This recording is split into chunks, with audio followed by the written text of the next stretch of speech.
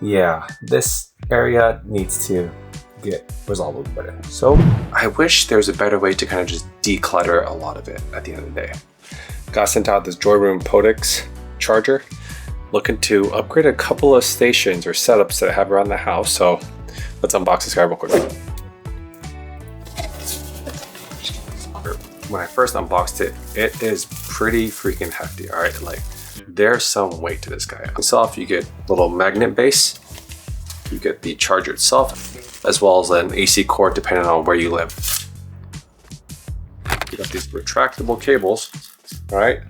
So this comes in at 80 centimeters, right? And it's kind of nice where it just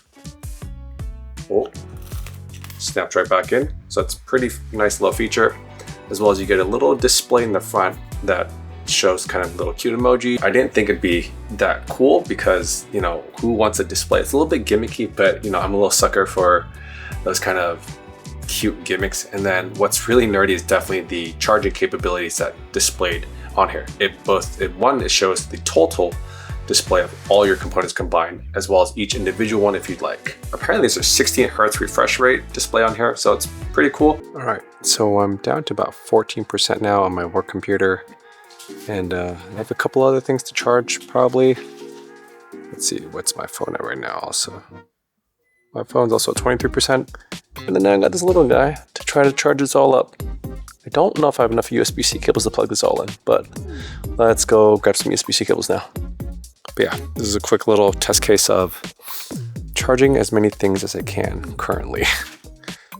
1, 2, 3, 4 devices all being charged by this little block. I mean, obviously it's still a mess of wires at the end of the day, but you know, it's kind of nice to be able to charge as many devices at once. 3 weeks later. Here's a couple of my honest takes on this guy, as well as what I would like to see improved or how I've improved it over the past couple of weeks.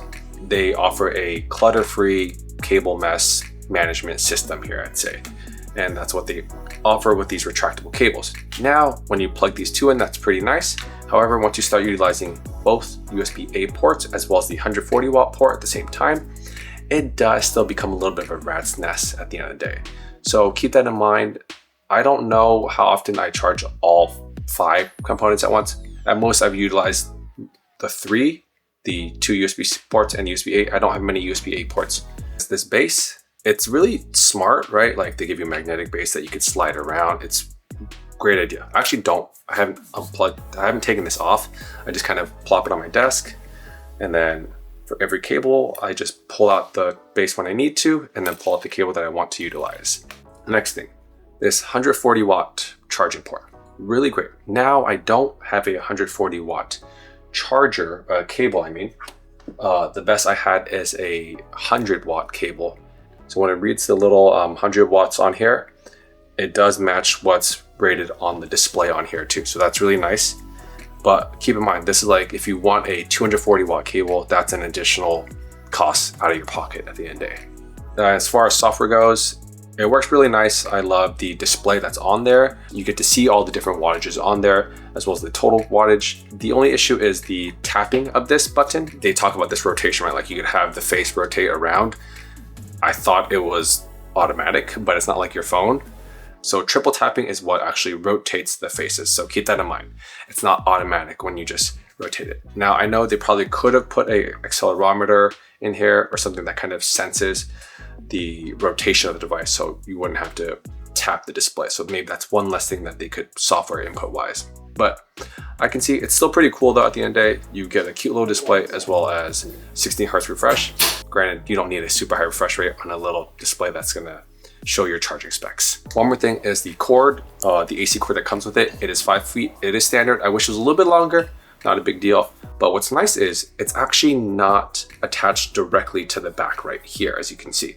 So it is modular, that if that cable does break, then you could get yourself a new one. Or if you just want to upgrade and get a new longer cable now, you can do that right away.